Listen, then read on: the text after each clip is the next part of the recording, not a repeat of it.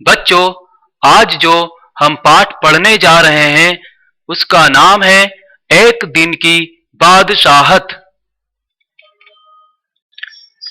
यह कहानी दो भाइयों की है जिन्हें परिवार में सभी डांटते रहते हैं।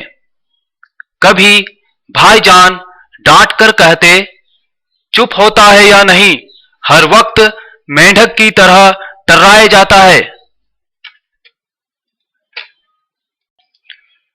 बाहर जाओ तो अम्मी पूछती, बाहर क्यों गए? अंदर रहते तो दादी चिल्लाती, हाय मेरा दिमाग फटा जा रहा है शोर के मारे। अरे रजिया, जरा इन बच्चों को बाहर हाँक दे। आरिफ, सलीम, चलो फौरन सो जाओ, अम्मी हमेशा डांट कर कहती। दोनों की मुसीबत में जान थी, लिहाजा दोनों ने मिलकर एक योजना बनाई।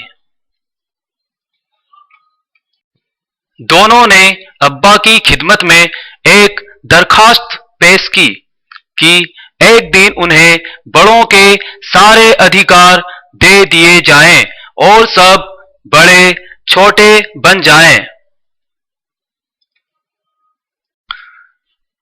कोई जरूरत नहीं है उधम मचाने की, अम्मी ने अपनी आदत के अनुसार डांट पिलाई। लेकिन अब्बा जाने किस मूड में थे कि उन्होंने हाँ कर दी। अभी सुबह होने में कई घंटे थे कि आरिफ ने अपनी अम्मी को झिंझोर डाला, अम्मी जल्दी उठिए, नाश्ता तैयार कीजिए। अम्मी ने चाहा एक झापड़ रसीद करके सो रहें, मगर याद आया कि आज तो उनके सारे अधिकार छीने जा चुके हैं। फिर दादी ने सुबह की नमाज पढ़ने के बाद दवाएं खाना और बादाम का हरीरा पीना शुरू किया तो आरिफ ने उन्हें रोका। तौबा है दादी, कितना हरीरा पिएंगी आप, पेट फट जाएगा। और दादी ने हाथ उठाया मारने के लिए।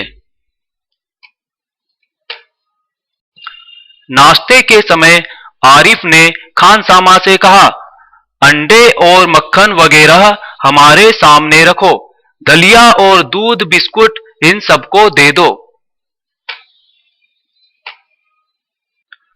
आपा ने कहर भरी नजरों से उन्हें घूरा, मगर बेबस थी क्योंकि रोज की तरह आज वह तरमाल अपने लिए नहीं रख सकती थी। सलीम ने अम्मी को टोका, अम्मी जरा अपने दांत देखिए, पान खाने से कितने गंदे हो रहे हैं। सलीम ने जबरदस्ती उन्हें उठा दिया। फिर सलीम ने अब्बा से कहा, जरा अब्बा की गद देखिए, बाल बड़े हुए हैं, शेव नहीं की, कल कपड़े पहने और आज इतने मेले कर डाले, आखिर अब्बा के लिए कितने कपड़े बनाए जाएंगे। अब्बा जब अपने दोस्तों के बीच बैठे अपनी नई गजल सुना रहे थे तो आरिफ फिर चिल्लाने लगा, बस कीजिए अब्बा, फौरन ऑफिस जाइए, 10 बज गए।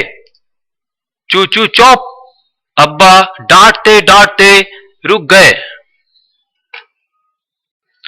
अब्बा दफ्तर जाने को तैयार होकर बोले, रजिया जरा मुझे 5 रुपये तो देना।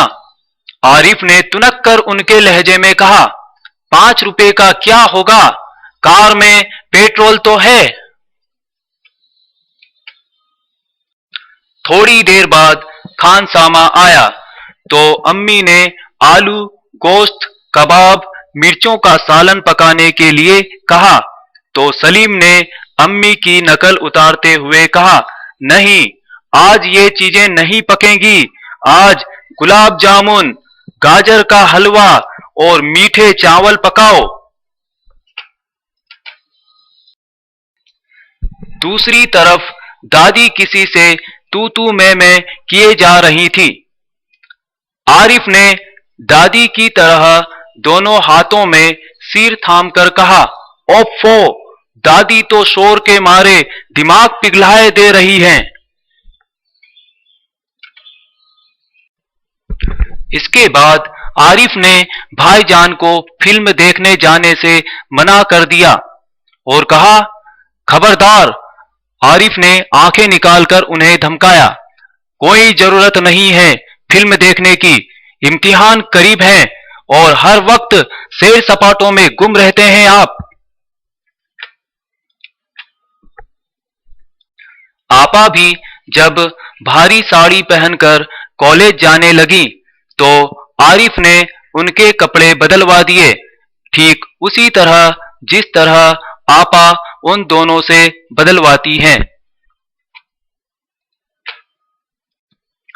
दूसरी सुबह जब सलीम की आंख खुली तो आपा नाश्ते की मेज सजाए उन दोनों के उठने का इंतजार कर रही थी। अम्मी खानसामा को हुक्म दे रही थी कि हर खाने के साथ एक मीठी चीज जरूर पकाया करो। अंदर आरिफ के गाने के साथ भाईजान मेज का तबला बजा रहे थे।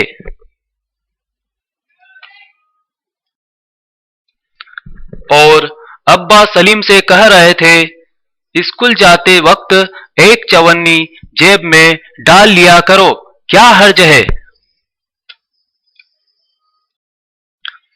इस प्रकार परिवार के सभी सदस्यों का व्यवहार सलीम और आरिफ के प्रति बदल गया।